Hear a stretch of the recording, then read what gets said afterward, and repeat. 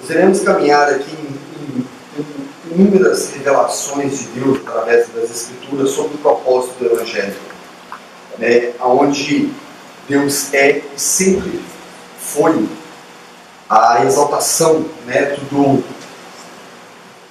da cruz de Cristo.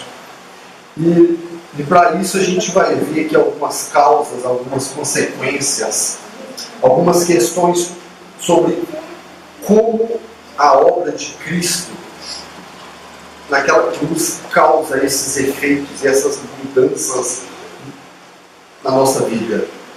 A gente pode observar em algumas passagens que as consequências e os efeitos da cruz de Cristo na nossa vida, se nós formos analisarmos realmente, literalmente a palavra de Deus, muitos de nós deixaríamos de ser cristãos.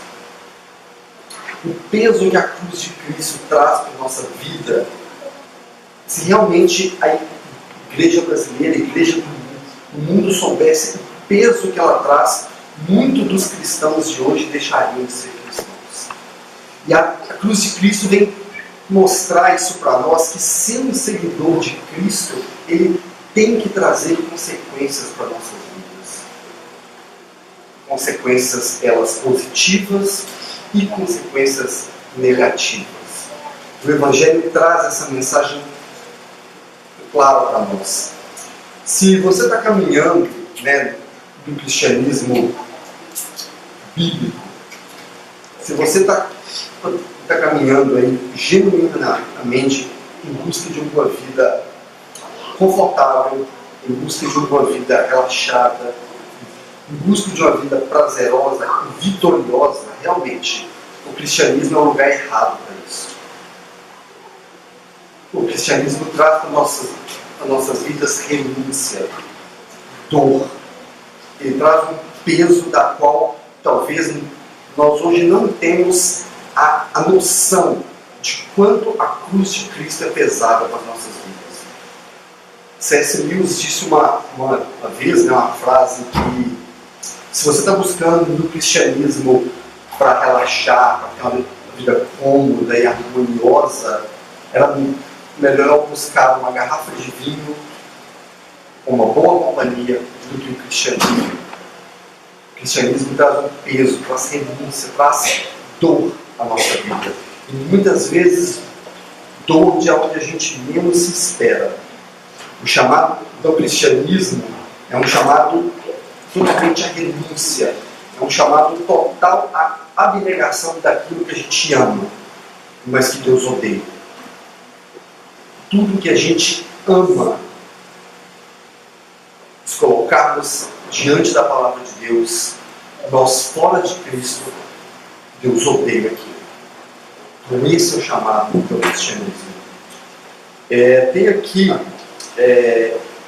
em Lucas 9, 23, 24, não precisa abrir não, só diz assim: se alguém quer vir após mim, negue a si mesmo, e dia após dia tome a sua cruz e me siga. Pois quem quiser ganhar a sua vida, a perderá. Mas quem perderá a sua vida por minha causa, a esse salvará. Em Mateus 10, 34 e 39, ele diz assim: não pensem que eu vim para trazer paz à terra. Não vim para trazer paz, mas eu vim para trazer a espada. Pois vim causar divisão entre o pai e o filho. Eu vim causar divisão entre a filha e a mãe, entre a nora e a sogra. Assim, os inimigos de uma pessoa serão os mesmos da sua casa. Quem ama o seu pai ou a sua mãe mais do que a mim, não é digno de mim. E quem ama o seu filho ou a sua filha mais do que a mim, não é digno de mim. E quem não toma a sua cruz e vem após mim, não é digno de mim. Lucas 12, 26, 27 diz assim: se alguém vem a mim e não me ama mais que o seu pai, a sua mãe, a sua mulher, os seus filhos, os seus irmãos, as suas irmãs e até mesmo a sua própria vida, não pode ser o meu discípulo. A mensagem da cruz é uma mensagem ofensiva, pois coloca Deus acima de tudo e coloca o homem em seu devido lugar. Essa é a mensagem do Evangelho, a mensagem que coloca o homem no seu devido lugar, se apartando daquilo que ele exalta. E a igreja cristã, ao longo dos séculos, ela vem pregando com fidelidade a mesma mensagem e única mensagem que é o Evangelho. Ela vem pregando que Deus salva pecadores mediante a fé exclusivamente em Jesus Cristo, na sua obra redentora da cruz. Essa é a mensagem do Evangelho. E essa é a mensagem que a igreja cristã vem pregando durante séculos e séculos. E durante todo esse tempo, eu queria trazer um contexto um pouco histórico, antes da gente entrar aqui na nossa mensagem, que na época do apóstolo Paulo apareceram um grupo de judaizantes que eles diziam que as boas novas do Evangelho eram, sim, crer em Jesus Cristo como seu segundo seu Salvador, mas que você tinha que guardar as obras da lei e o calendário judaico e outras práticas. Então, ou seja, a gente já percebe que mesmo no início do cristianismo, da igreja primitiva, já surgiram ali deturpações do Evangelho. Isso foi do primeiro século. E a mensagem do Evangelho, ela sempre teve que ser defendida por um grupo de verdadeiros cristãos. Na mesma época que surgiu, do apóstolo Paulo, surgiu um grupo de libertinos que dizia que a salvação também era pela graça de Deus, mas que não importava a sua maneira de viver, pois a salvação era pela graça. Então as obras da carne não influenciavam. Você poderia viver de qualquer maneira que a graça de Deus iria salvar você. Então, ou seja, mais uma vez, na caminhada cristã, a mensagem do Evangelho era totalmente deturpada, estava sendo distorcida.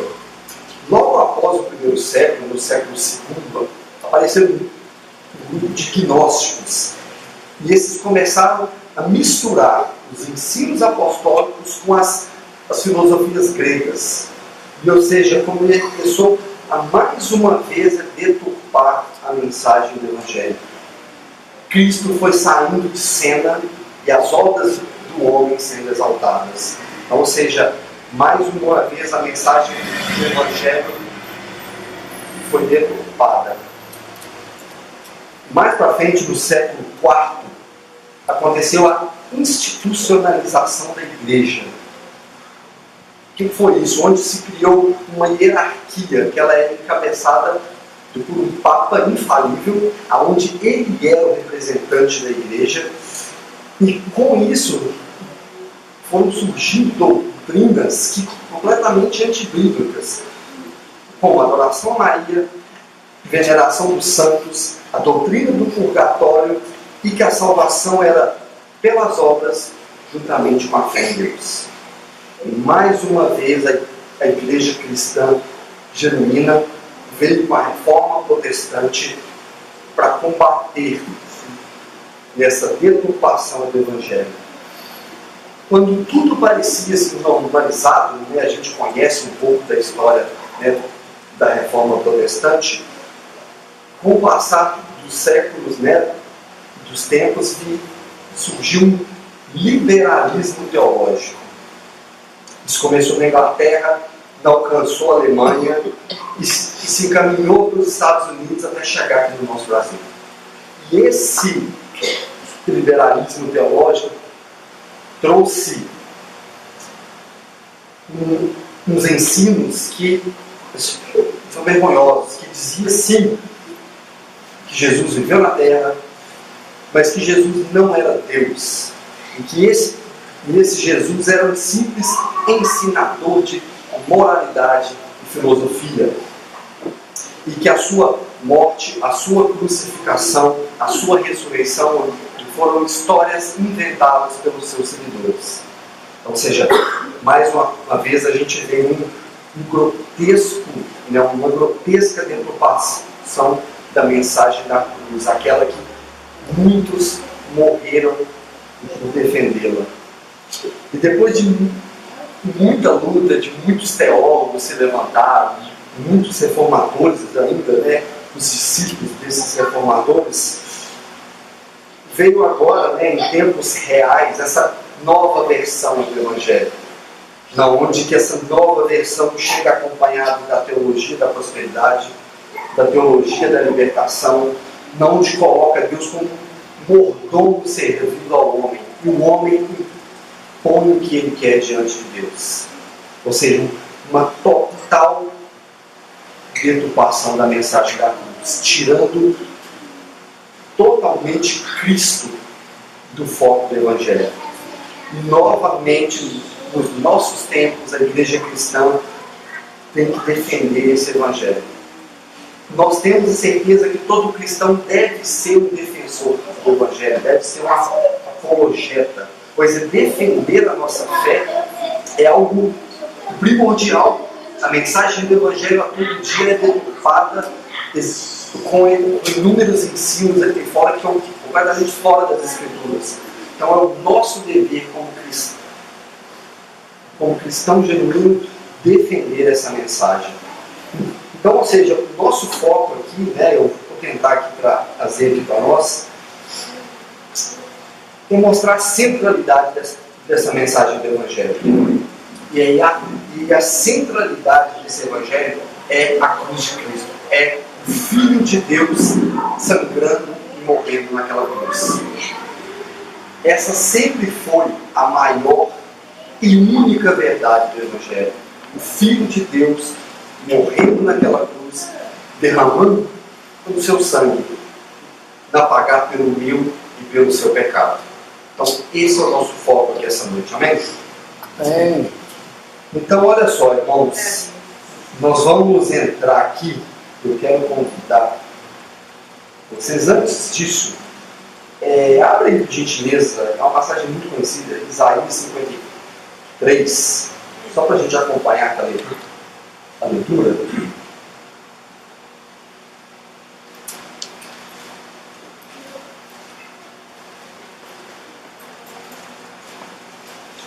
Isaías 53, a partir do verso 7, ele diz assim: ele foi oprimido e humilhado, mas não abriu a sua boca. Como um cordeiro foi levado ao matadouro, e como ovelha muda diante dos seus tosqueadores, ele não abriu a sua boca. Pela opressão e pelo juízo, ele foi levado, e de sua linhagem, quem se preocupou com ela? Porque ele foi cortado da terra dos viventes, foi ferido por causa da transgressão do seu povo. Designaram-lhe a sepultura com os ímpios, mas com o rico esteve a sua morte, embora não tivesse feito injustiça, e nenhum engano fosse encontrado em sua boca. Todavia, o Senhor agradou esmagá-lo e fazê-lo sofrer. Amém? Uma passagem dura, né? A gente ouvir que Deus agradou esmagá-lo é algo assim que pode soar perverso, né? Que Deus perverso é esse que esmagou o seu filho? Mas Deus fez isso por amor. E é isso que não pode nunca sair do foco da mensagem. O Cordeiro Santo de Deus foi esmagado naquela cruz. A cruz é a perfeita união entre a ira de Deus e o amor de Deus. Foi ali que o sangue de Jesus pagou os nossos pecados. E esse ato é o ato que nunca será esquecido, nunca será apagado em toda a existência dessa terra. Amém. Nunca será. Então eu quero aqui, pela graça de Deus e pela sua misericórdia, tentar trazer aqui, tentar evidenciar aqui no nosso texto aqui, a causa da morte do Filho de Deus. Porque o Filho de Deus foi para aquela cruz por um motivo. E a causa da morte dele é o nosso pecado. Não existe outro motivo pelo qual o Filho de Deus foi morto naquela cruz. Simplesmente pelo seu e pelo seu pecado. E isso deveria esmagar o nosso coração. Isso deveria nos fazer chorar. Isso deveria nos colocar de joelho dia após dia. O Filho de Deus foi morto por causa do meu e do seu pecado. Então a centralidade do Evangelho na cruz de Cristo é por causa do pecado. O pecado esse que toda a humanidade abraça e se deleita caminhando a passos largos para o inferno. Então, olha só, eu quero tentar fazer aqui, queria que você abrisse sua Bíblia na carta de Paulo aos Romanos. Eu acho que é uma carta assim, que Paulo deixa muito claro o que é a mensagem do Evangelho e por que o Cristo foi para a cruz. Então, ou seja, que Paulo deixa claro aqui nessa mensagem. Paulo começa Romanos 1, capítulo 1 de Romanos, é o texto que nós vamos nos basear nessa noite. Esse texto é dividido em duas partes. Eu quero tentar trabalhar aqui a segunda parte, trazer mais em evidência. A carta de Paulo é muito clara, como eu disse na abertura do nosso culto. Paulo tem um desejo muito grande de viajar até a Espanha. Só que ele escreve a igreja de Roma para que a igreja de Roma possa ajudá-lo a chegar até lá. Porque, em posição geográfica, Roma estava no meio do caminho. Então Paulo escreve essa mensagem a Roma para mostrar para eles o motivo que ele quer chegar até a Espanha. Ou seja, Paulo, nessa primeira parte aí, do versículo 1 até o versículo 17, Paulo vai apresentar no centro da mensagem do Evangelho, nessa primeira parte ele vai falar sobre a justiça de Deus revelada a toda a humanidade. E ele dá uma ênfase muito grande no povo judeu e nos gentios.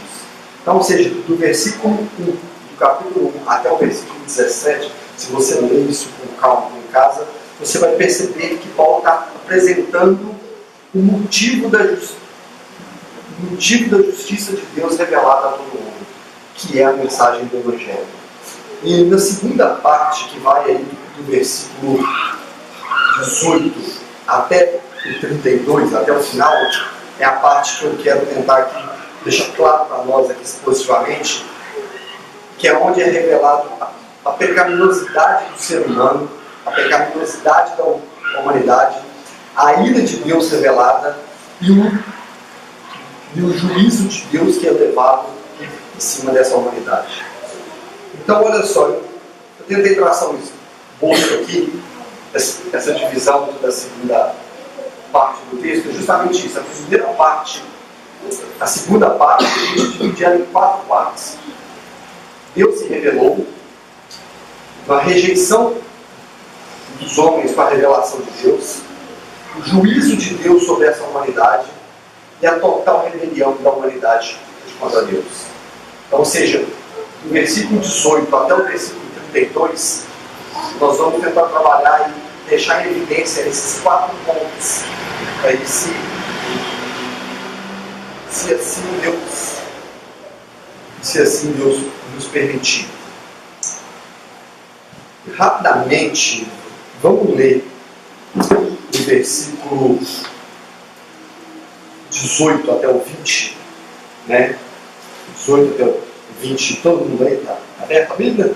Então, olha só, no versículo 18, Paulo escreve assim: a ira de Deus se revela do céu contra toda impiedade e injustiça dos seres humanos que, por meio da sua injustiça, suprimem a verdade. Pois o que se pode conhecer a respeito de Deus é manifesto entre eles, porque Deus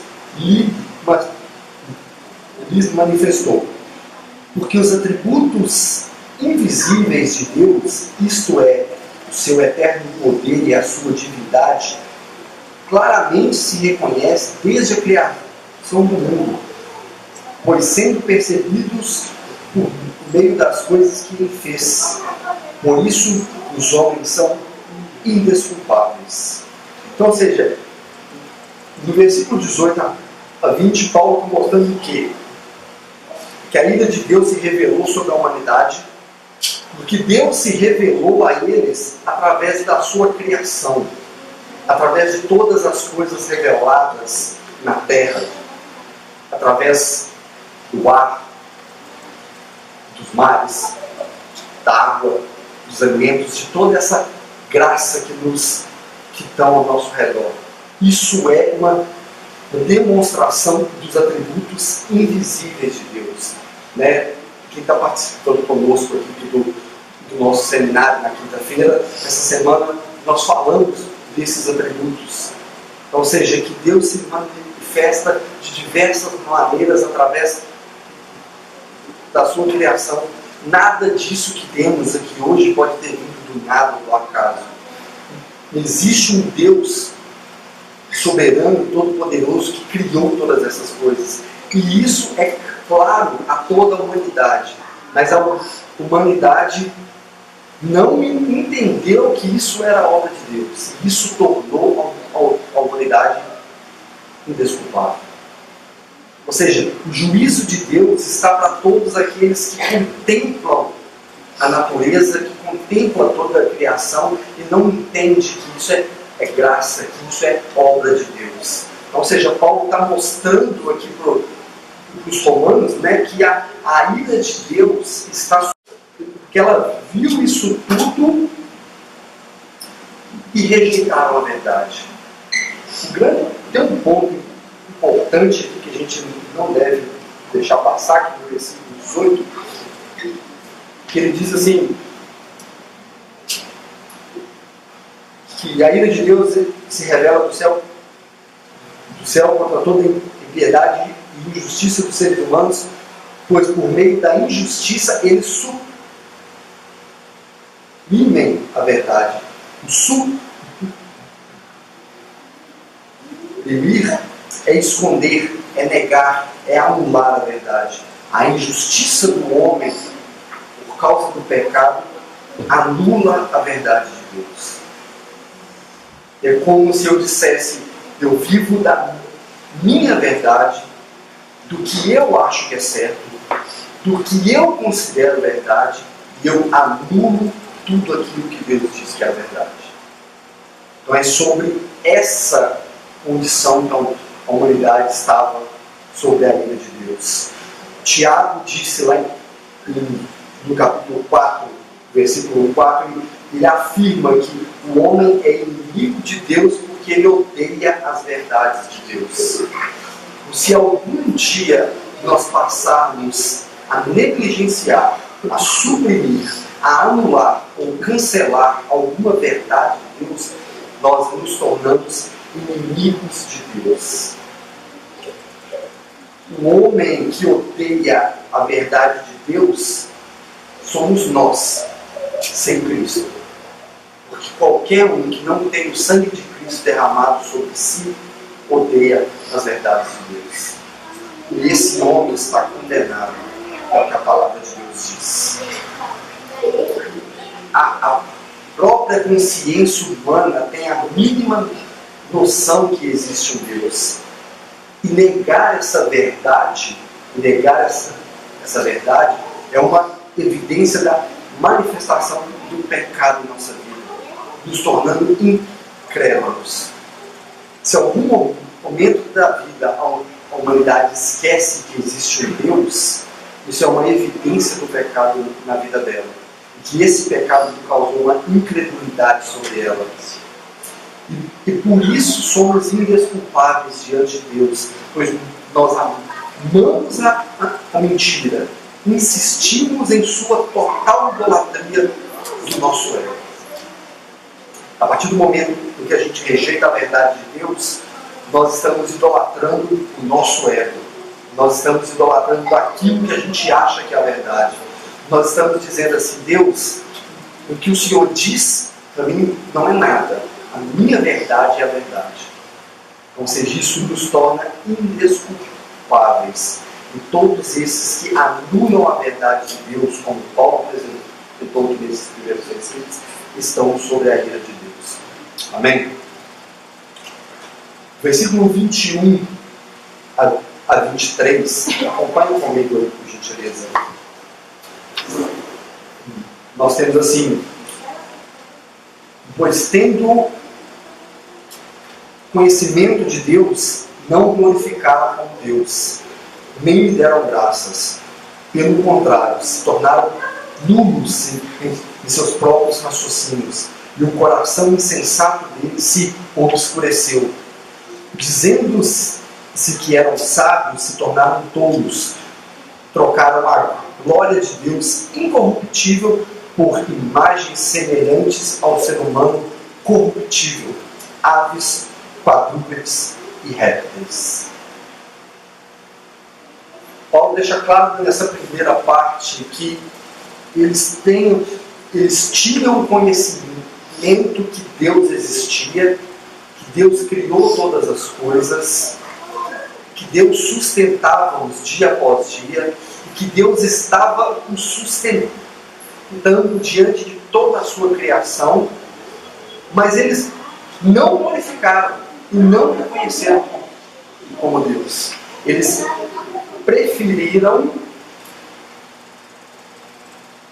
adorar. É o que Paulo está mostrando aqui, é extremamente a evidência do pecado da idolatria. É o primeiro pecado que Paulo combate nessa carta. É a idolatria. Eles preferiram trocar a glória de Deus, o Deus santo, incorruptível, o Deus soberano, todo-poderoso, e glorificar a imagens feitas à semelhança de homens, de aves, de quadrúpedes e répteis. E por que a humanidade fez isso? Porque eles se achavam sábios, eles se achavam conhecedores e possuidores da única verdade. Mas eles, o texto mesmo fala para nós, eles endureceram o seu coração e se obscureceram. E por causa disso, eles renegaram a glória de Deus e começaram a adorar imagem, a seguir aquilo que eles achavam que era a verdade. Paulo nos mostra aqui claramente que a humanidade estava totalmente obscurecida em seus pecados. Ela estava totalmente entregue aos pecados. Ela se achava detentora da verdade, que vivia na sua verdade, e negava a glória do Deus Todo-Poderoso. Eles amaram as suas criações, adoraram essas criações, o texto nos diz aí, né? Fizeram imagens semelhantes ao ser humano, aves, quadrúpedes e répteis. Ou seja, eles preferiram adorar essas imagens do que adorar e servir ao Deus vivo que o sustentava dia após dia. Não é longe dos nossos dias essa mensagem, né? Nós não cultuamos imagens, nós não temos imagens de répteis, de quadrúpedes, nem de seres humanos, mas a gente se apega a outras coisas e ignoramos a glória de Deus. A gente tem facilidade de se apegar ao dinheiro, a gente tem facilidade de se apegar, né, a ídolos gospels. O gospel está aí para mostrar isso. Cantores, pregadores, pastores se tornam ídolos dentro da igreja. Ou seja, é uma total evidência de que o pecado da idolatria não é só naquele tempo. Continua hoje. O Deus mais adorado hoje do nosso século é o dinheiro. Nós não deixamos de ir trabalhar um só dia. Pode estar chovendo, pode estar um terremoto, um tsunami, seja lá o que for, mas por quê? Porque nós temos medo de perder aquele dia e descontar no nosso salário. Mas o tempo fechou, a gente desanima de vir ao culto. Ah, nossa, estou muito cansado, o tempo está fechado. Tem uma nuvem no céu. Nossa, estou achando que vai chover hoje. Ou seja, é uma demonstração evidente que nós ainda somos idólatras. Essa mensagem de Paulo foi para aquela igreja de Roma, mostrando para eles o plano que ele tinha de ir para a Espanha. Mas ela serve para nós hoje. E vai servir até a volta gloriosa de Cristo. Ou seja, o contexto que Paulo está falando aqui é sobre os judeus e os gentios. Ele deixa claro na primeira parte da carta, né, desse primeiro capítulo. Porque os judeus tinham conhecimento da lei, sabiam e conheciam as promessas. E os gentios viam a todo instante as criações, as revelações de Deus através das suas obras. Mas tanto os judeus quanto os gentios são indesculpáveis. Porque eles tinham a revelação de Deus, tinham a mostra de Deus em sua vida, mas eles preferiram adorar a verdade que eles achavam que era certa. E por isso o Paulo fala que eles são indesculpáveis diante da justiça de Deus. Quando nós rejeitamos a verdade do Evangelho, na palavra de Deus, e passamos a crer em algo que o nosso ego ou suposições nós sustentamos, estamos dizendo que Cristo na cruz é uma mentira. Porque nós sabemos que a verdade do Evangelho é Cristo. Se nós, por algum motivo, anulamos essa verdade de Cristo na cruz, ou diminuímos a sua obra, ou buscando coparticipação com Cristo na cruz, nós estamos dizendo que Cristo não é o centro do Evangelho. Nós estamos dizendo que a obra dele na cruz não foi suficiente. Nós estamos diminuindo a dor do seu sangue derramado. Qualquer coisa que diminua Cristo na cruz deve ser rejeitada. Olha só, em Gênesis 6:5 diz assim: o Senhor viu que a perversidade do homem tinha aumentado na terra e que todas as suas inclinações e seus pensamentos no coração eram sempre e somente para o mal. O pecado tomou conta do homem inteiro, tomou conta da humanidade inteira. É impossível o homem ter alguma atitude, fazer alguma obra boa sem o sangue de Cristo na vida dele. É impossível, meus irmãos, isso é impossível. Olha comigo aí, a partir do versículo 24, por gentileza. E olha só o que Paulo diz. Por isso Deus os entregou à impureza, pelos desejos do coração deles, para desonrarem o seu corpo entre si. E eles trocaram a verdade de Deus pela mentira, adorando e servindo a criatura em lugar do Criador, o qual é bendito para sempre. Amém. Então, ou seja, esses dois primeiros versículos aqui, a gente já tem uma demonstração do que o juízo de Deus fez com a humanidade. O que a gente conclui aqui? Que Deus os entregou quem? A humanidade, a impureza, pelos desejos do coração deles, para desonrarem o seu corpo entre si. Eles trocaram a verdade pela mentira.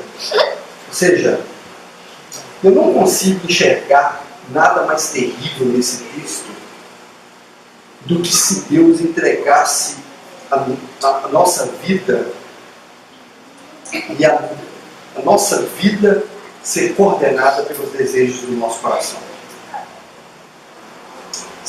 Você imagina hoje, abre um livro, um leque aí de alguns segundos, né, um leque aí bem ilusório. Se você vivesse sobre os desejos do seu coração, sobre tudo aquilo que a sua mente maquina, como seria a sua vida? Se não existisse a verdade de Deus sobre a nossa vida, nos mostrando do que é verdade, o que é mentira, o que pode, o que não pode, o que é santo, o que é profano, se isso fosse tirado da sua vida completamente, como um piscar de olhos, como seria a sua vida? Você viveria em função dos desejos do seu coração. E Paulo mostrou que para nós, inspirado pelo Espírito Santo, que os desejos do coração da humanidade eram simplesmente impurezas. Era simplesmente a desonra dos seus corpos entre si. Esses seríamos nós, entregues aos nossos desejos, entregues às nossas vontades, entregues a tudo aquilo que eu e você desejamos, sem Cristo na nossa vida. Graças a Deus por Jesus Cristo. Amém. Versículo 26, Paulo continua a mostrar para nós como seria e como foi o juízo de Deus entregando a humanidade sobre os seus próprios desejos. Acompanhe comigo a partir do versículo 26. Por causa disso, Deus nos entregou às paixões vergonhosas, porque até as mulheres trocaram o modo natural das relações íntimas por outro, contrário à natureza. Da mesma forma, os homens também, deixando o contato natural da mulher, se inflamaram mutuamente em sua sexualidade e sensualidade, cometendo indecências homens com homens, e recebendo entre si a merecida punição pelos seus erros. E por haverem desprezado o conhecimento de Deus, o próprio Deus os entregou a um modo de pensar reprovável, de praticarem coisas que não convêm. Estão cheios de todo tipo de injustiça, perversidade, avareza e maldade. Estão cheios de inveja, homicídio, discórdia, engano e de malícia. São difamadores, caluniadores, inimigos de Deus, insolentes, arrogantes, orgulhosos, inventores de males, desobedientes aos pais, insensatos, desleais, sem afeição natural e sem misericórdia. Eu poderia falar que pelo menos todos esses adjetivos estão no nosso currículo antes de Cristo. Todos. Vocês percebem que lá no versículo 26, Paulo falou assim: por causa disso, ou por causa disso aqui, é por causa de quê? Por causa da rebeldia, por causa de rejeitarem a verdade de Deus, por causa de rejeitarem a sua revelação natural, por causa de rejeitarem todas as evidências que existem em Deus, é que Deus entregou a humanidade a todos esses prazeres, a todas essas obras, a todas essas coisas que Deus odeia. É por isso que eu disse aqui no início que nós em Cristo, nós amamos coisas que Deus odeia. E se o sangue de Cristo não está sobre nós, nós praticamos todas essas coisas e abraçamos o maior deleite possível. Essa é a realidade do pecado na nossa vida. É por causa dessas coisas que a ira de Deus se desce sobre a humanidade. É por causa de tudo isso aqui. Às vezes a gente olha que Ah, não, mas eu nunca pratiquei a homossexualidade aqui. Mas você é insolente, você é avarento, você é desobediente ao pai, e você é sem afeição natural e sem misericórdia.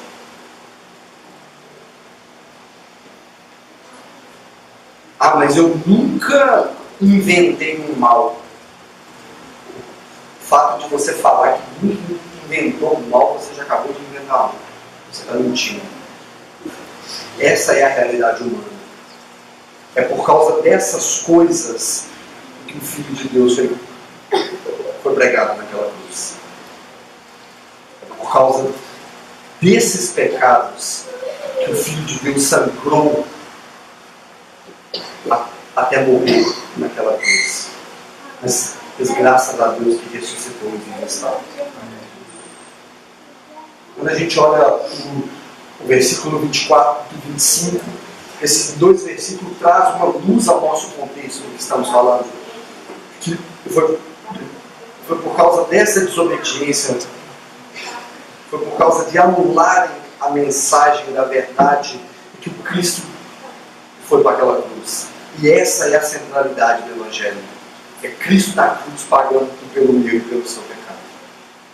Não existe outro foco naquela cruz.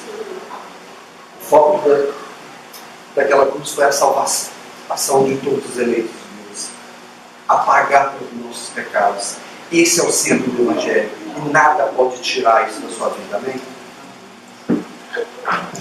Claro, o juízo de Deus sobre toda a humanidade é nos entregando aos nossos próprios desejos e às nossas próprias mentiras. Não existe juízo maior sobre a nossa vida do que nós sermos entregues às nossas próprias mentiras. Salmo 81, versículo 12 diz assim: por isso os entreguei ao seu coração obstinado, para seguirem aos seus próprios desejos. Em Efésios 4, 17 e 18 diz assim: assim eu lhes digo, e no Senhor insisto, que vocês não vivam mais como os gentios que vivem na futilidade dos seus pensamentos. Eles estão obscurecidos do entendimento e separados da vida de Deus por causa da ignorância em que estão vivendo devido ao endurecimento dos seus corações.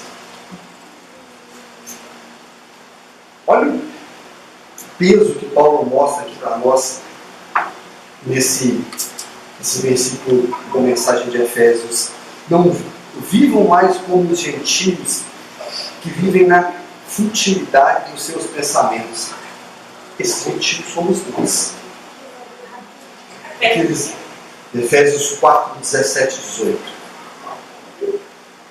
Eles estão obscurecidos do seu entendimento, estão separados de Deus por causa da dureza do seu coração. O que causa essa dureza no coração é o pecado. Nós vemos nas Escrituras que aquilo que o pecado nos afasta de Deus. O pecado faz esse rompimento entre nós e Deus. Nós não conseguimos ter uma vida de total relacionamento com Deus se existe um pecado na nossa vida. Mas o sangue de Cristo pagou esse pecado.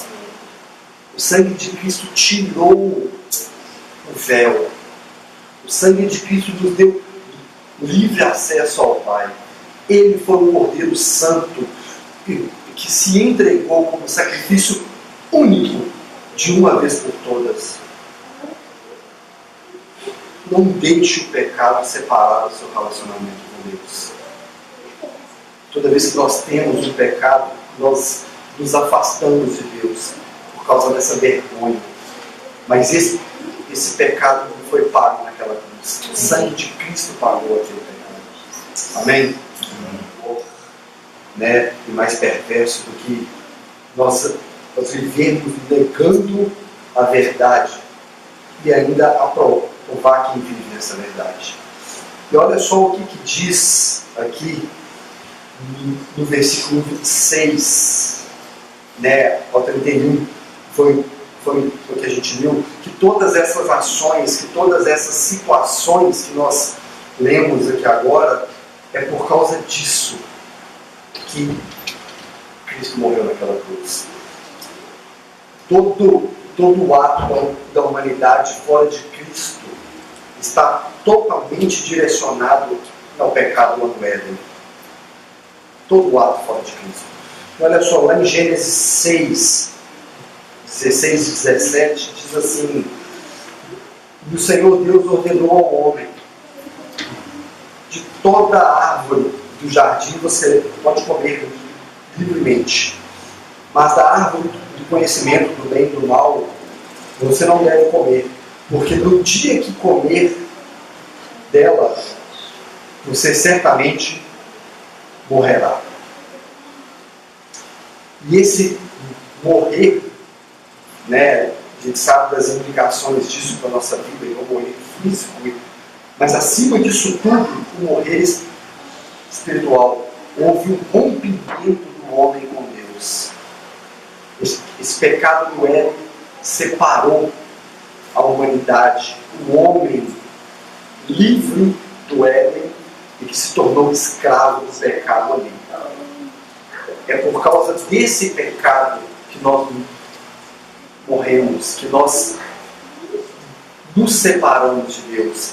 Nós sabemos que lá em Romanos 6, 23 diz que o salário do pecado é a morte. Toda vez que pecamos, nós morremos. Nós nos afastamos de Deus.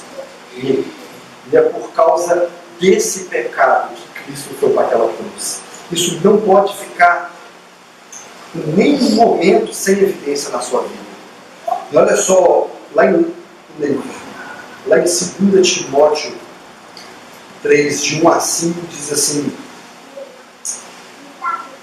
mas você precisa saber disso, que nos últimos dias sobreviverão tempos difíceis, pois os seres humanos serão egoístas, avarentos, orgulhosos, arrogantes, desobedientes ao Pai, ingratos, ímpios, sem afeição natural, implacáveis, caluniadores, sem domínio de si mesmo, cruéis, inimigos de Deus, traidores, atrevidos, convencidos, mais amigos dos prazeres do que amigos de Deus, e tendo forma de piedade, mas negando o poder dela.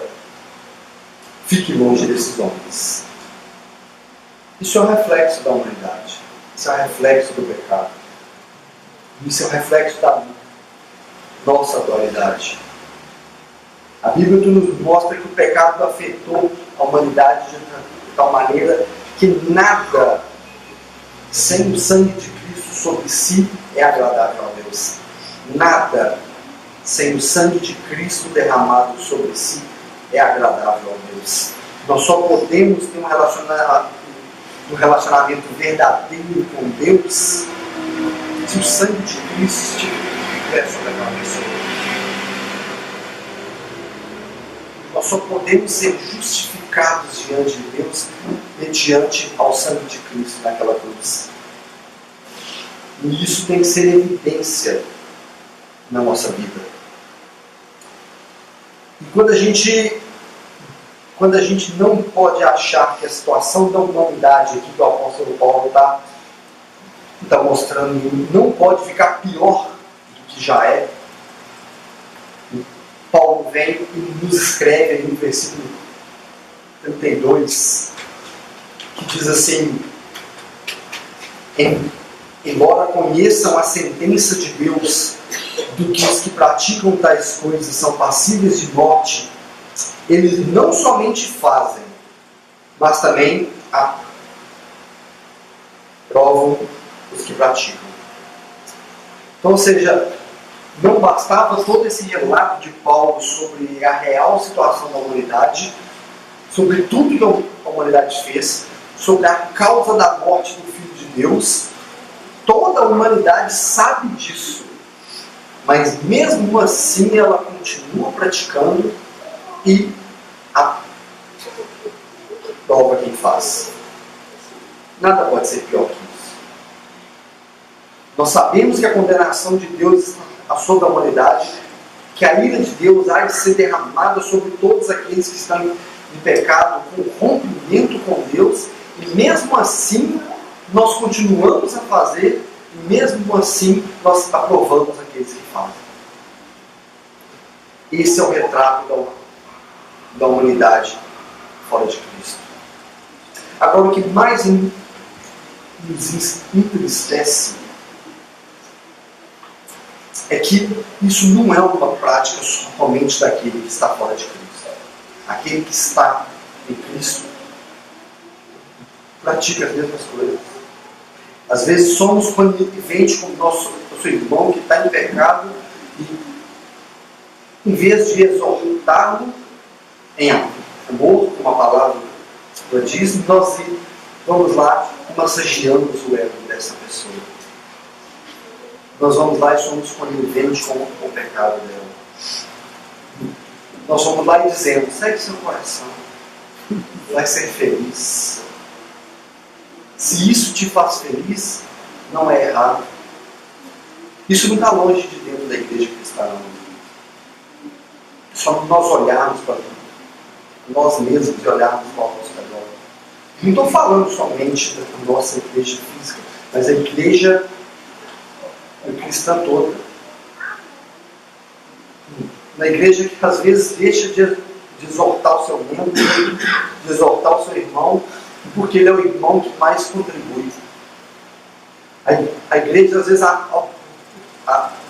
deixa passar batido o irmão que está em adultério com a outra irmã, porque ele é filho do pastor.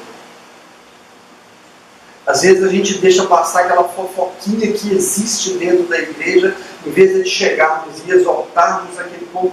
Não, mas essas irmãs são diaconisas, elas ajudam, é o ministro de louvor. Isso não é uma realidade só da igreja de Roma e de toda a humanidade.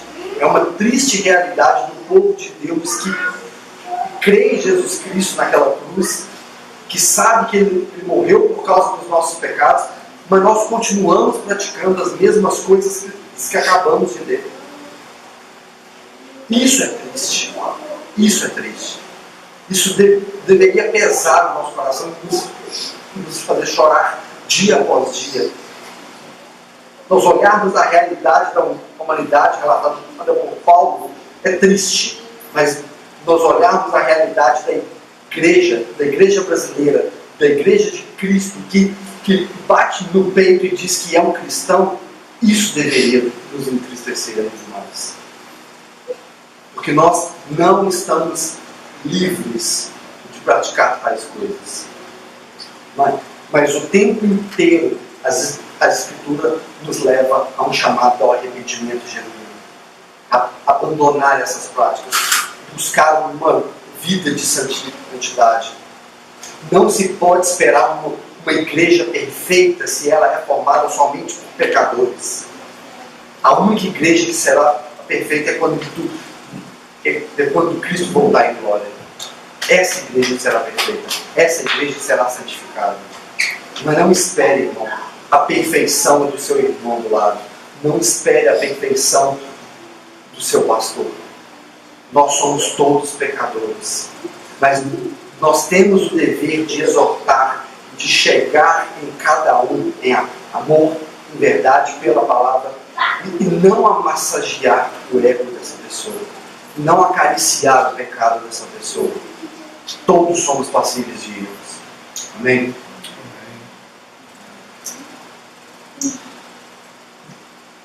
Nós conseguimos, por esse texto, ver a realidade da humanidade, na real situação dela. Vocês têm noção que o Deus amoroso e todo-poderoso se revelou à humanidade, mas a humanidade preferiu ter relacionamento com a mentira? O Deus da verdade se revelou e se revela todos os dias, mas a humanidade prefere se relacionar com a mentira, com o pecado.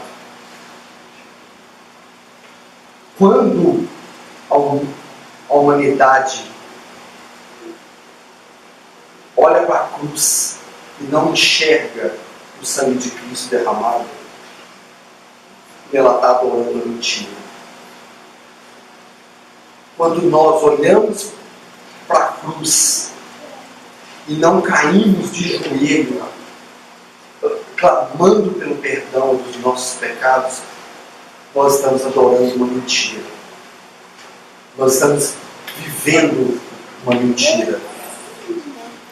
Com isso tudo que a gente leu aqui, que Paulo nos relatou, fica muito clara a resposta para nós de qual é a centralidade do Evangelho na cruz de Cristo. Em Romanos 5:8 diz assim: mas Deus prova o seu amor por nós pelo fato de Cristo ter morrido por nós antes que nós ainda nos éramos pecadores. Vocês têm noção que o Cordeiro foi morto antes da fundação do mundo, antes de nada ter sido criado?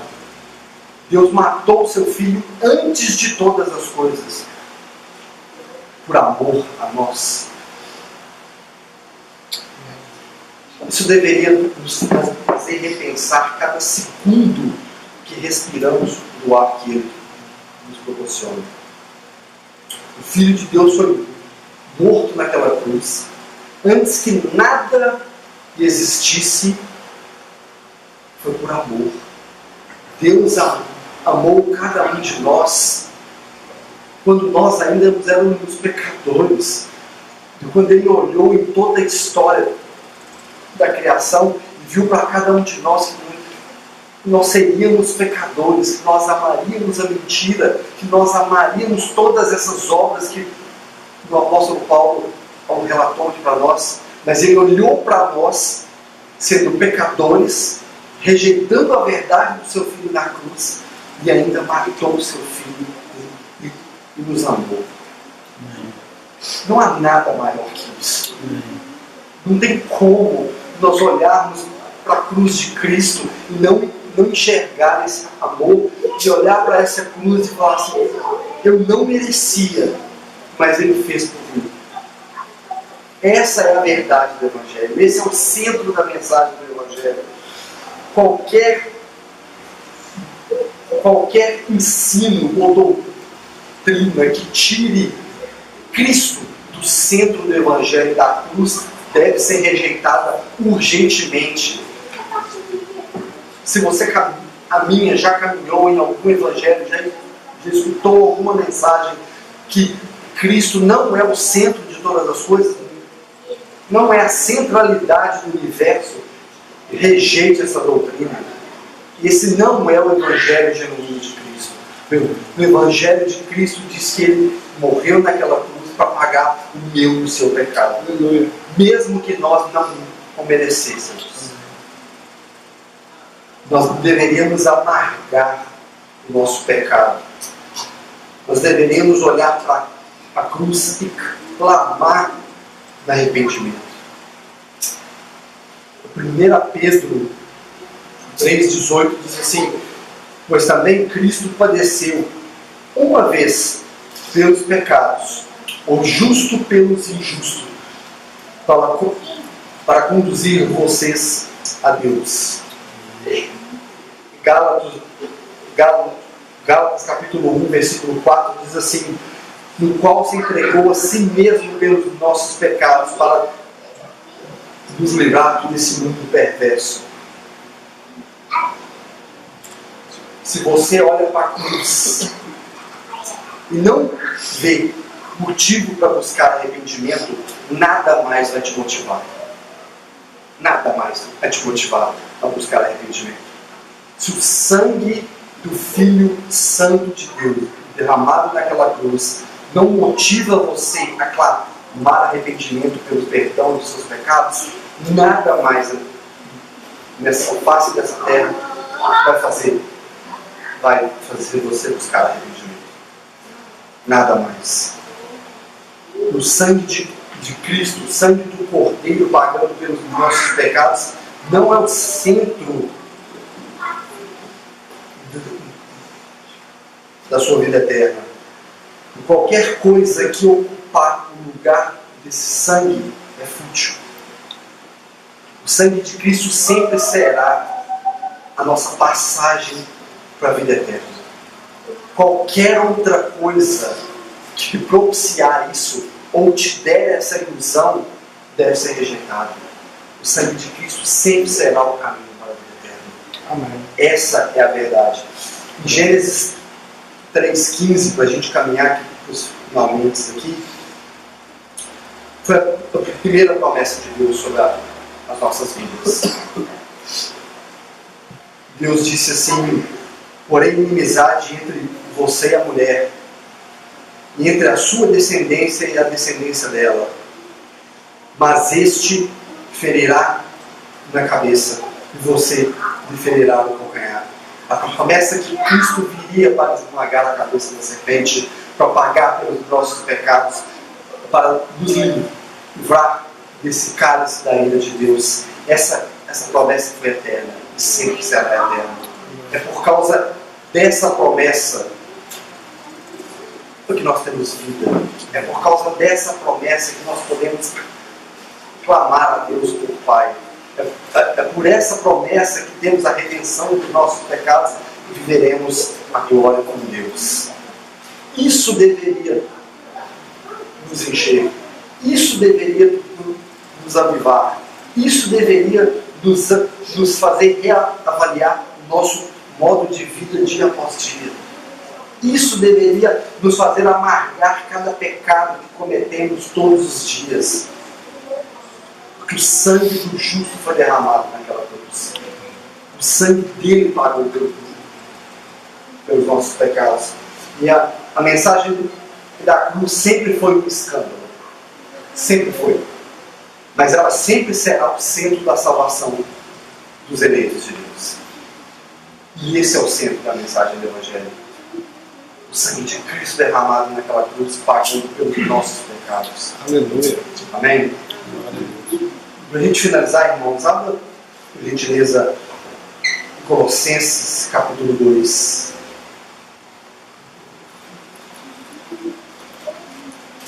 A partir do versículo 13.